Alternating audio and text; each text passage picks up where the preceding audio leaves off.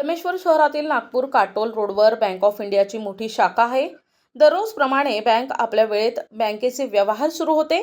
एक नागरिक आपल्या कामानिमित्त गाडी पार्किंग करून बँकेत कामाकरता गेला असताना दोन दारुडे बँकेमध्ये शिरले। बँकवाल्यांनी त्यांना बाहेर काढले। ते सीसीटीव्ही मध्ये बाहेर जाताना कैद झाले। दोन चाकी गाडीला सुरू करून चक्क गाडी चोरी करून घेत असतानाचा व्हिडिओ सीसीटीव्ही मध्ये कैद झालाय।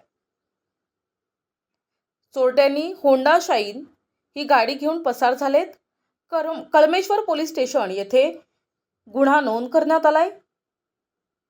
ते दोघं गाडी घेऊन काटोल रोडनं जाताना दारुडे दिसत आहेत। कळमेश्वर पोलीस चोरांचा शोध घेत पुढील तपास करत आहेत। तरी कृपया कुणाला या गाडीबाबत किंवा नंबर किंवा गाडी आढळल्यास पोलीस स्टेशन कळमेश्वरला कळवावे। प्रतिनिधी मंगेश उराडे, NTV न्यूज मराठी, नागपूर।